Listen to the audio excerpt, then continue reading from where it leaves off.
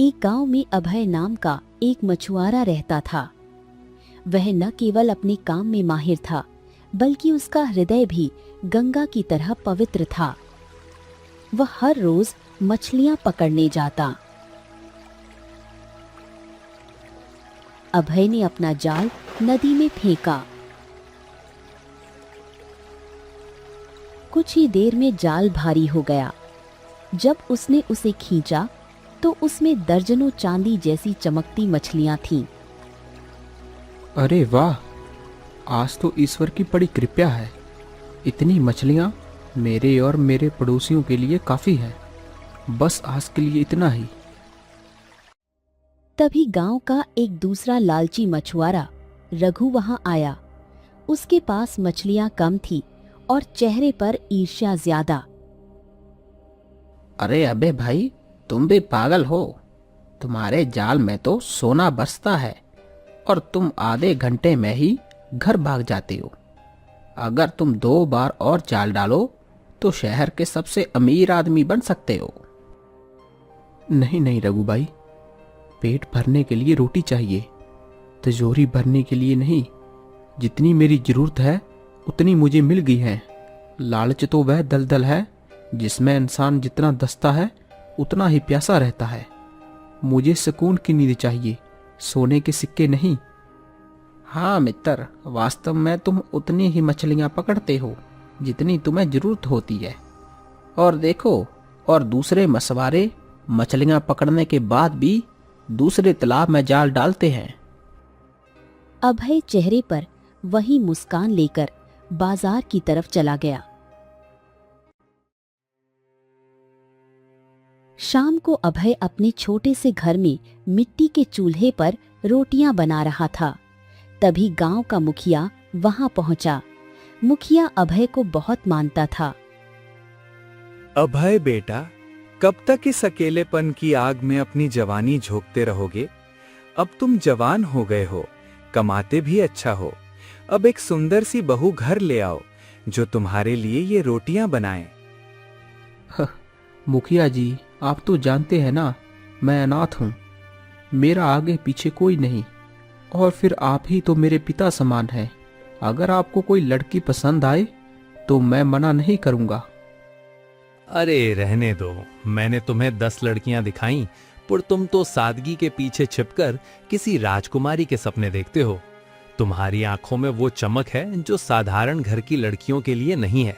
खैर, अपनी सादगी बनाए रखना, पर ख्वाब बड़े देखो, शायद खुदा सुन ले। इतना कह मुखिया वहां से चला जाता है। ख्वाहिश तो है कि राजा बनूं, पर इसलिए नहीं कि हुकूमत करूं, बल्कि इसलिए कि किसी गरीब को भूखा न सोने दूं।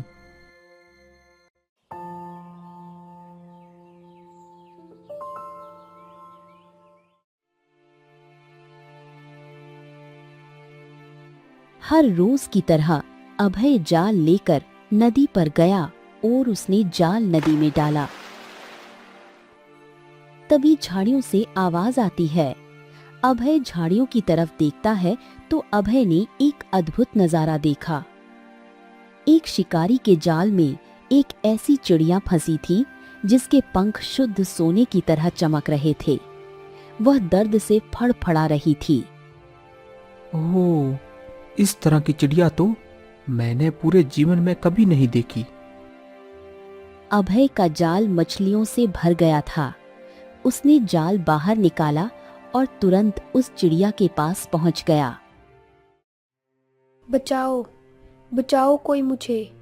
हे मनुष्य, मुझ पर दया करो, मेरी मदद करो। शिकारी ने यह जाल पक्षियों को पकड़ने के लिए बिछाया था, लेकिन इत्तेफाक से मैं इसमें फंस गई। अगर मैं उस शिकारी के हाथ लग गई तो वह मुझे बेच देगा और फिर मैं जीवन भर पिंजरे में ही बंद रहूंगी। अभय सन्न रह गया। उसने कभी किसी पक्षी को इंसानों की तरह बात करते नहीं सुना था। हे भगवान, तुम कौन हो? एक चिड़िया और मनुष्य की बोली, तुम कैसे बोल रही हो? पहले तुम मेरी मदद करो, फिर मैं तुम्हें बताती हूँ। इतने में ही वहां शिकारी आ गया। शिकारी को देख चिड़िया चुप हो गई। अभय को भी चिड़िया पर बहुत दया आई। अरे भाई, ये चिड़िया मुझे बहुत पसंद आई है, तुम इसे मुझे दे दो। हे बुड़बक, चुपचाप यहाँ से चला जा। पता भी है तुम्हें कि यह चिड़िया कितनी मेहनत से मेरे जाल में फंसी है। बड़े आए मुझे दे दो, जा अपना काम कर, यह चिड़िया मेरी है। नहीं शिकारी भाई, ये मासूम चीख रही है, क्या तुम्हें दया नहीं आती? एक काम करो, यह देखो मेरा जाल, इसमें आज की सबसे ताजा और कीमती मछलियां हैं। तुम ये सारा जाल और मछलियां रख लो, बस इस चिड़िया को मुझे दे दो। शिकारी ने मछलियों से भरा जाल देखा। अरे वाह, ये तो बहुत अच्छा दाम मिल रहा है मुझे इसका। चलो भैया, सौदा हो गया। यह चिड़िया हुई तुम्हारी और मछलियों से भरा जाल हुआ मेरा। अभय ने चिड़िया को जाल से आजाद किया और उसे अपने घर ले आया। अबे, तुमने अपने पूरे दिन की कमाई दांव पर लगाकर मुझे उस शिकारी से ले लिया। तुम एक महान इंसान हो। हो चिड़िया रानी, मुझे कोई फर्क नहीं पड़ता। अरे मैं एक मछुआरा हूँ, मेरा काम ही मछलियाँ पकड़ना है। कल दोबारा तालाब में जाऊंगा और खूब सारी मछलियाँ पकड़ लाऊंगा। तुम तो बहुत अच्छे इंसान लगते हो। क्या तुम मुझसे दोस्ती करोगे? और क्या तुम अपने घर पर अकेले ही रहते हो? तुम्हारी पत्नी कहाँ है? यह सुनकर अभय मछुआरा मुस्कुराया। हाँ, दोस्ती तो मैं तुमसे जरूर करूंगा, और मैंने तुम्हें अपना मित्र समझकर ही शिकारी के जाल से आजाद कराया है। और रहा सवाल मेरे विवाह का, तो मेरा विवाह अभी नहीं हुआ, मैं कुंवारा ही हूँ। ओहो, तो यह बात है। फिर तुम्हारे लिए खाना कौन बनाता है? तुम एक तो सवाल बहुत करती हो। अरे भाई, अब अकेला हूँ तो खाना खुद ही बनाऊंगा ना, और कौन बनाएगा? वह दोनों काफी देर तक बातें करते रहे। ऐसे ही काफी दिन बीत गए। दिन बीतने के साथ साथ अभय और चिड़िया अच्छे मित्र बन गए। अच्छा तो चिड़िया रानी, यह बताओ, तुमने तो मुझे अपने बारे में कुछ नहीं बताया। मतलब आखिर तुम कौन हो, और तुम मनुष्य की आवाज में कैसे बोल सकती हो? यह सब क्या है? मुझे थोड़ा अपने बारे में भी बताओ। यूं समझ लो कि मैं एक जादुई चिड़िया हूँ। मैं तुम्हें कुछ समय के बाद एक रहस्य बताऊंगी। जब तुम उस रहस्य को सुलझा लोगे तो मेरे बारे में भी जान जाओगे, और उस रहस्य को सुलझाने के बाद तुम्हारी तकदीर भी बदल जाएगी। अच्छा, वो कैसे? हाँ, समझ लो, तुम एक साधारण मछुआरे से एक राज्य के राजा बन जाओगे। देखो चिड़िया रानी, राजा बनने के सपने तो मैं अक्सर देखता रहता हूँ, लेकिन सपने तो सपने होते हैं, सच थोड़ी होते हैं। तुम चिंता मत करो, कुछ सपने सच भी हो जाते हैं। अब मैं आ गई हूँ तो तुम्हारा राजा बनने का सपना भी जरूर सच होगा। दूसरी तरफ इधर महल में राजा अपने मंत्री के साथ खड़े थे। तभी वहां उसकी बेटी कोमल आ जाती है। पिताजी, पिछले कुछ दिनों से मुझे बड़े विचित्र सपने दिखाई दे रहे हैं। कैसा सपना? मैं कुछ समझा नहीं बेटी। पिताजी, सपने में मैं एक अंधेरे में होती हूँ, तभी कोई विचित्र सा दिखने वाला तांत्रिक जिसकी आंखें लाल होती हैं मेरे सपने में आता है, और वो मुझे कहता है कि वो मुझे उठाकर ले जाएगा। यह सुनकर राजा विक्रम चौंक गया और मंत्री की ओर देखने लगा। महाराज, राजकुमारी कोमल के लिए यह सपना बिल्कुल भी अच्छा नहीं है। आपको याद होगा महाराज, कुछ वर्षों पहले ऐसा ही कुछ सपना महारानी वसुंधरा को भी आया था। तभी हमने उनके सपने को साधारण समझकर नजरअंदाज कर दिया था, लेकिन उसके बाद ही अचानक रानी वसुंधरा गायब हो गई थी, और बाद में हमें पता चला कि उन्हें गायब करने वाला कोई और नहीं, हमारे ही महल में काम करने वाला एक नौकर था, जो एक तांत्रिक निकला, जिसे हमने महल में काली सिद्धि करते हुए अपने हाथों से पकड़ा था, और उसने यह भी स्वीकार किया था कि महारानी को उसने ही गायब किया, परंतु उसे बंदी बनाने से पहले ही वह रंग बिरंगे धुएं में बदलकर हमारी आंखों से गायब हो गया था। हाँ मंत्री, यह तो मैं जानता हूं। हमने उसके बाद उस तांत्रिक को बहुत ढूंढा, लेकिन तब से हमारी पत्नी वसुंधरा का भी कोई पता नहीं चला। हमें किसी की मदद लेनी होगी, लेकिन अब कोमल की जान को भी खतरा है, जैसा कि वो बता रही है। तभी वहां उड़ती हुई वही सुनहरी चिड़िया आ गई जो अभय की मित्र थी। महाराज, राजकुमारी कोमल को मेरे साथ भेज दीजिए, समय बहुत कम है। मैं एक ऐसे साधु को जानती हूँ जिसे पता है जिस तांत्रिक ने आपकी पत्नी वसुंधरा को गायब किया था वो कहाँ रहता है। वही साधु हमारी मदद कर सकता है। यह सुनकर राजा विक्रम, मंत्री रमेश और राजकुमारी कोमल चौंक गए।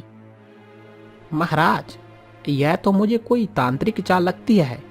भला सोचिए ना, कोई चिड़िया भी मनुष्य की आवाज में बात कर सकती है क्या? मंत्री ने इतना कहा कि तभी वहां धुआं फैला और तांत्रिक प्रकट हुआ।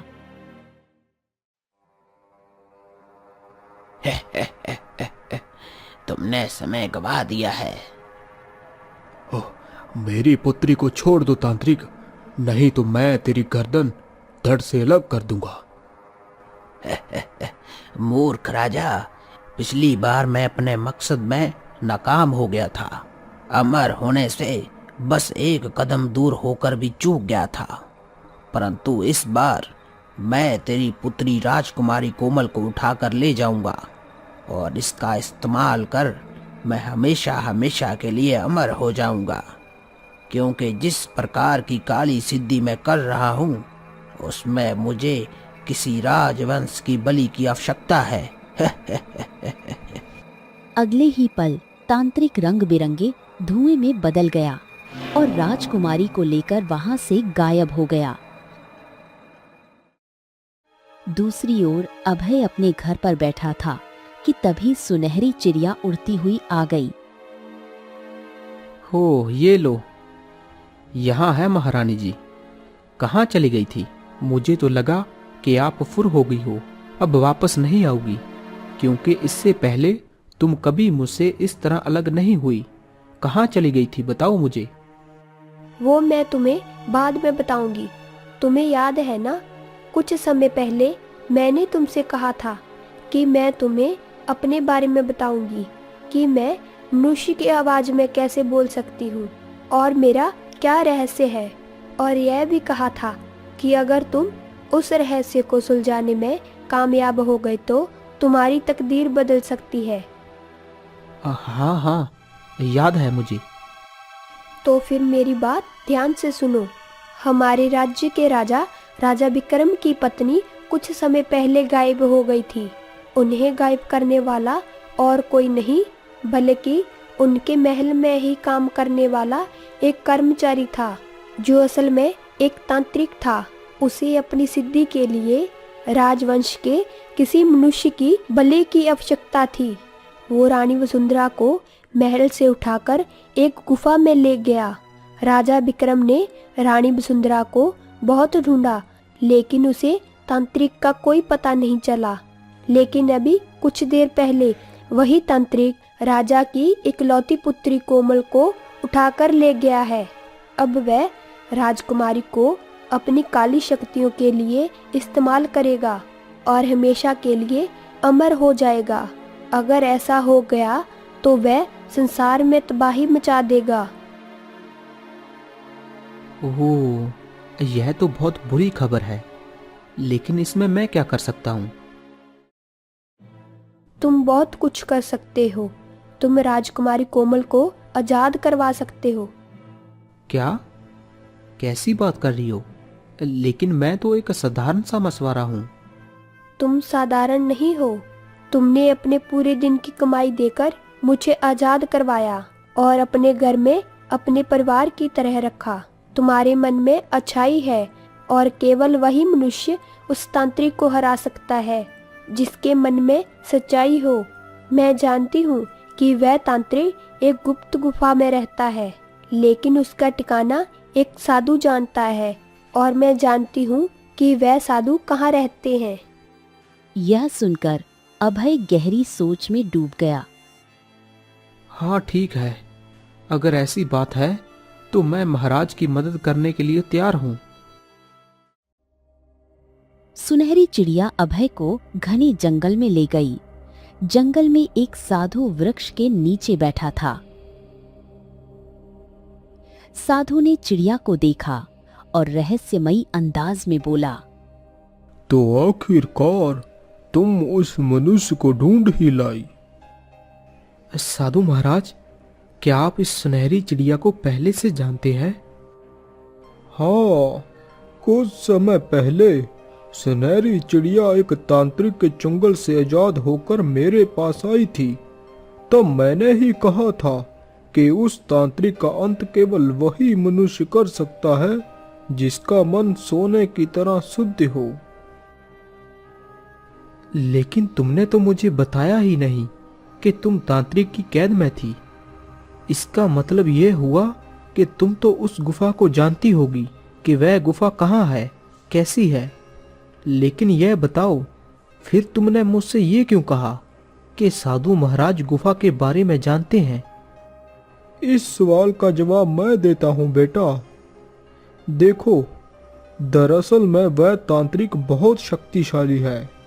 उसने अपनी गुफा के चारों ओर काले मंत्रों का एक घेरा बना रखा है। अगर कोई भी उसकी कैद से आजाद हो जाता है तो वह गुफा का पता भूल जाता है, और चाहे जितना भी याद करने की कोशिश कर ले, याद नहीं कर पाता। सुनहरी चिड़िया भी उसकी कैद में थी, और जब वह आजाद हुई और मेरे पास आई तो सब कुछ भूल गई, और सुनहरी चिड़िया को कुछ भी याद नहीं था कि वह गुप्त गुफा कहाँ है। परंतु मैं तुम्हें उस गुफा तक पहुंचने का रास्ता बता सकता हूँ। और यहाँ से कुछ दूर पर एक तालाब है, और वहाँ एक औरत बैठी रहती है। वह तुम्हारी परीक्षा लेगी। अगर तुम उसकी परीक्षा में सफल हो गए तो तुम उस तांत्रिक की गुफा तक पहुंच जाओगे। वहीं तुम्हें उसका अंत करना होगा। साधु महाराज, एक तरफ तो आप कह रहे हैं कि वह तांत्रिक बहुत शक्तिशाली है, तो यह बताएं, अब भला मैं उसका अंत कैसे कर सकता हूँ? मैं उसका रहस्य बहुत अच्छे से जानता हूँ बेटा। उसने अपनी उंगली में एक विचित्र रंग की अंगूठी पहन रखी है, जिसमें एक दुर्लभ पत्थर जड़ा है। उसी दुर्लभ पत्थर में उसकी सारी शक्तियाँ, यहाँ तक के उसके प्राण भी बंधे हैं। तुम्हें बस किसी भी तरह से वह पत्थर तोड़ देना होगा, और ऐसा करते ही वह राख का ढेर बनकर समाप्त हो जाएगा। ठीक है, चलो, मैं भी तुम्हारे साथ चलूंगी। इतना कहकर सुनहरी चिड़िया अभय के कंधे पर बैठ गई। अभय ने साधु का आशीर्वाद लिया और घने जंगल की ओर चल पड़ा।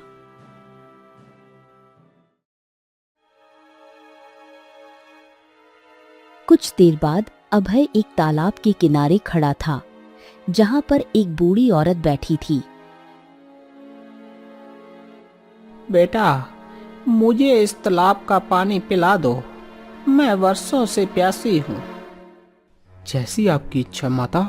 रुकिए, मैं अभी आपको पानी पिलाता हूँ। तभी वह बूढ़ी औरत रहस्यमयी अंदाज में बोली, तालाब का पानी लेने से पहले एक बार सोच लो। यह तालाब मुफ्त में पानी नहीं देता। यह एक जादुई तालाब है। अगर तुम इसका पानी लोगे तो बदले में यह तुमसे कुछ मांगेगा। अगर तुम नहीं दोगे तो यहीं जलकर राख हो जाओगे। यह सुन अभय गहरी सोच में डूब गया। याद रखना, मैं ये सब कुछ राजकुमारी कोमल या महाराज की मदद करने के इरादे से नहीं कर रहा। यह सब कुछ मैं केवल इसलिए कर रहा हूँ क्योंकि तुम मेरी मित्र हो। इतना कहकर अभय तालाब के किनारे गया और कलश में पानी भरने लगा। अगले ही पल तालाब से आवाज आई। तेरी हिम्मत कैसे हुई तालाब में कलश डालने की? अरे, एक बूढ़ी प्यासी है, मैं उसे पानी पिलाना चाहता हूँ। हाँ ठीक है, तो पानी के बदले तुझे अपने शरीर का सारा रक्त मुझे देना होगा। ये क्या कह रहे हो? अगर मैं अपना सारा रक्त दे दूंगा तो मैं तो जीवित ही नहीं बचूंगा। पानी चाहिए तो ये करना ही होगा। और हाँ, अब तू अपने कदम पीछे नहीं हटा सकता। अगर पीछे हटेगा तो जलकर राख हो जाएगा। अभय गहरी सोच में डूब गया। इसका मतलब कि आगे भी मौत और पीछे भी मौत। इससे अच्छा तो मैं किसी का भला करके ही मरूं। इतना कह अभय पानी भरने के लिए आगे बढ़ता है। ठहरो बेटा, यह तुम्हारी परीक्षा थी। क्या परीक्षा? कैसी परीक्षा माता? अगले ही पल बूढ़ी औरत एक परी में परिवर्तित हो गई। विश्वास करो, न जाने कितने मनुष्यों ने ये परीक्षा दी, लेकिन कोई भी सफल नहीं हो पाया। तुम पहले मनुष्य हो जो सफल हुए। बताओ तुम क्या चाहते हो? हे देवी, अब मुझे उस तांत्रिक की गुफा में पहुंचा दो जहां उसने राजकुमारी कोमल को रखा है। ठीक है अभय, तुम अपनी आंखें बंद कर हो। अभय अपनी आंखें बंद करता है। तभी एक तेज प्रकाश के साथ अभय चिड़िया सहित वहां से गायब हो जाता है और अभय खुद को एक गुफा के बाहर पाता है जहां पिंजरे में राजकुमारी कोमल कैद थी। अबे अबे, यही राजकुमारी कोमल है। मूर्ख मनुष्य, तू यहाँ कैसे आ गया? मेरी इस सुनहरी चिड़िया को भी यहाँ ले आया। ना जाने यह सुनहरी चिड़िया मेरे कैद से कैसे याद हो गई, और इसी की वजह से मुझे राजकुमारी कोमल का अपहरण करना पड़ा। क्या क्या मतलब है तेरा? यह तेरे समझने के बस की बात नहीं है। अभय की नजर एक पत्थर पर पड़ी। वो बिना देरी किए उसे उठा लेता है और तांत्रिक की अंगूठी पर जोरदार वार करता है। अंगूठी का दुर्लभ पत्थर टूट जाता है। हो मूर्ख मनुष्य, ये तूने क्या किया?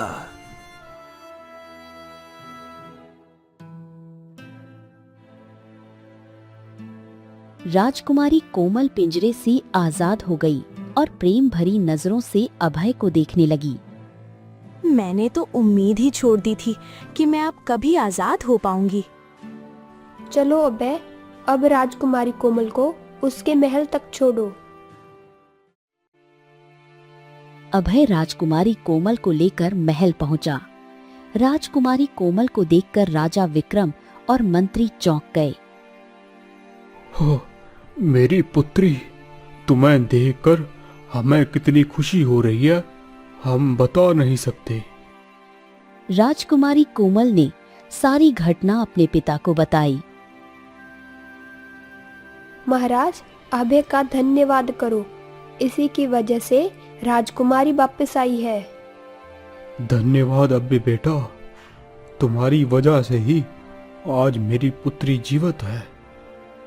नहीं महाराज, आप मेरा नहीं बल्कि मेरी मित्र चिड़िया का धन्यवाद करिए। इसमें इसने बहुत ज्यादा मदद की है। तभी चिड़िया रंग बिरंगी किरणों से महारानी वसुंधरा में बदल गई। ये क्या वसुंधरा, तुम सुनहरी चिड़िया के रूप में थी? तुम चिड़िया के रूप में कैसे बनी महारानी? वो दरअसल महाराज, वो तांत्रिक मुझे गुप्त रूप से महल से उठाकर ले गया था और मुझे सुनहरी चिड़िया में बदल दिया था। उसने कहा था कि वह मेरी सुनहरी चिड़िया में ही बलि देगा और मेरी बलि देकर हमेशा के लिए अमर हो जाएगा। लेकिन मौका देखकर मैं वहां से भाग आई और एक साधु से टकराई। मैंने साधु को सारी घटना बताई। साधु ने मुझसे कहा कि एक ऐसे मनुष्य की तलाश करो जिसका मन लालच से मुक्त हो और जो दूसरों की मदद करने के लिए अपनी जान तक दे दे। केवल वही मनुष्य तालाब के पास रहने वाली बूढ़ी औरत की परीक्षा को पार कर सकता है और उस गुफा तक पहुंच सकता है। वही तांत्रिक का अंत कर सकता है, क्योंकि गुफा से भागने के बाद मुझे गुप्त गुफा का ठिकाना तांत्रिक के जादू के वजह से याद नहीं रहा। मुझे तो जरा सा भी आभास नहीं था कि मेरे साथ महारानी रह रही हैं। लेकिन कुछ भी कहो, मुझे तो अपने मित्र सुनहरी चिड़िया की बहुत याद आएगी। अब उसकी जरूरत नहीं पड़ेगी। मैं तुम्हें अपना दामाद बनाना चाहती हूँ और तुम्हारा विवाह राजकुमारी कोमल से करवाना चाहती हूँ। राजकुमारी कोमल को तुम्हारे जैसे ही जीवन साथी की जरूरत है। इस राज्य को तुम्हारे जैसा ही राजा चाहिए। हाँ महारानी वसुंधरा, आपने तो मेरे मुंह की बात ही छीन ली। कुछ समय के बाद राजा ने अभय को राज्य का राजा घोषित कर दिया।